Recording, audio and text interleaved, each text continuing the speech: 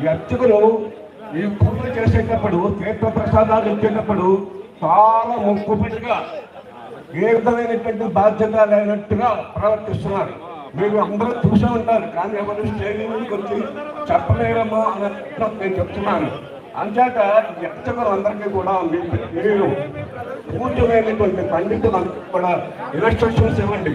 తీర్థం ఇచ్చేటప్పుడు అకాల మృత్యుహరణం, సర్వరోగ నివారణం, సర్వపాక్షయం దివ్యం సారంగధరేశ్వర పాదోదకం శుభం, శ్రీ రామచంద్ర పాదోదకం శుభం, శ్రీ సుబ్రహ్మణ్యేశ్వర పాదోదకం శుభం, శ్రీ హనుమ పాదోదకం శుభం అనేటువంటి ఒక 2 సెంటెన్సులు చెప్పారంటే భక్తులు చాలా సంతృప్తి చెందుతారు.